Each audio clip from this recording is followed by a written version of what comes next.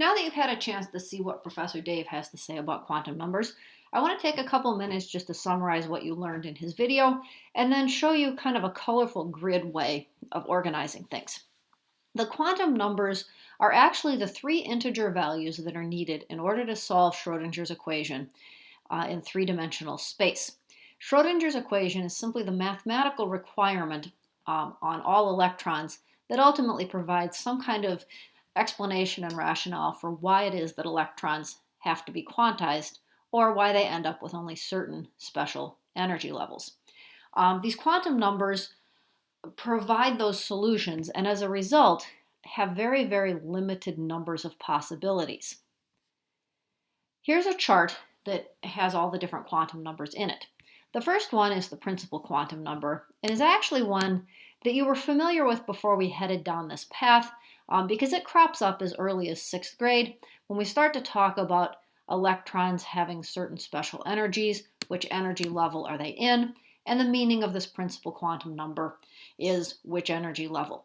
It can have integer values. It does things like the first energy level, the second energy level, the third energy level, and so on. And in a lot of your pictures and things like of energy level diagrams from your early chemistry experiences, you see little things out to the side like n equals 1 and n equals 2, and that's in reference to this principal quantum number. And then you picked up three more numbers that are not as familiar today. You picked up the angular momentum quantum number, or L. It tells you what orbital type the electron is in or which sublevel of the energy level it resides in. The allowed values for L are 0, 1, 2, all the way up to n minus 1. So for example, at the fourth energy level, you could have possibilities for L of 0, 1, 2, and 3. The next one is M sub L, and it tells you within the sublevel which orbital is it. So for example, at the p sublevel, there are three orbitals. There have to be three allowed values for M sub L because you have to be able to pick between one of three orbitals within the p sublevel.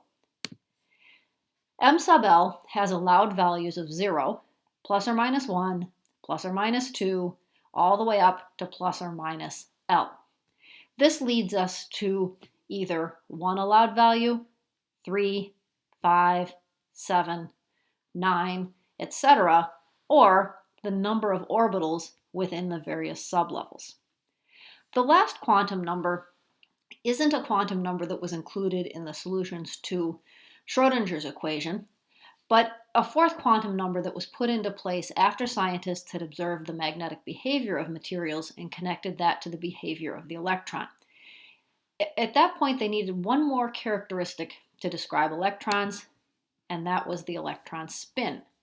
The electron spin can be either plus 1/2 or minus 1/2. It's not a whole number because of something called spin parity, which we're not going to go into at this point, but there are some particles that have spin parity of 1/2 and others that have spin parity of 1. It happens that the electron has spin parity of plus 1/2 and minus 1/2. And this tells you, is it the spin up or spin down electron? So when we're drawing our energy level diagrams, do we want the one that's pointed up or do we want the one that's pointed down? This whole mess gives us kind of a new take on Pauli's exclusion principle. When we originally learned about Pauli exclusion principle in your first class, we just kind of said, well, this means 2 electrons per orbital and only if they have opposite spins. The actual phrasing of Pauli's exclusion principle is no 2 electrons in an atom can have an identical set of quantum numbers, and it takes this fourth one of spin up or spin down to make sure that no 2 electrons have the same set of quantum numbers. This right here is a picture of a colorful grid that I made to try to help myself and other people understand quantum numbers. There's a link to this grid in today's agenda. If you happen to have a color printer and want to print it, it might be a nice addition to your notes. If we were at school, I would give you your own color copy of this. This is my kind of mental organization of the quantum numbers. Within an atom, we have, in this case, 4 energy levels, 1, 2, 3, and 4. Within the different energy levels, we have to break them down into sublevels. So the first energy level only has one sublevel. It's an S sublevel. S sublevels are represented by an L value of 0. Every single energy level has an S sublevel, and that's why you see kind of this light bluish color and this value for L of 0 at every single energy level. Because the s orbital only comes in one variety, we only have one row here, and so this 1, 0, 0 represents the 1s orbital. At the second energy level, we add a second sublevel where L is equal to 1. We call that the 2p sublevel, and p orbitals come in a group of 3, a -1, a 0, and a 1, and so that's the 3 that are right there. Every energy level from that point forward has a p sublevel, and so you can see that with kind of the yellowish rows. At the third energy level, we add a third variety of sublevel, the d sublevel, and if you go from -2 up through +2, that generates 5 possible orbitals, representing the d orbitals.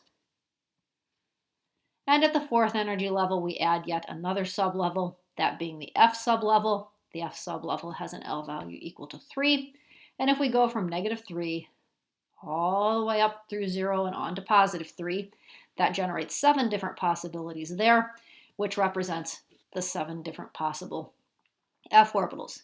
Within every one of these orbitals, you're then allowed to have 2 electrons, one of them with a spin of +1/2, one of them with a spin of -1/2.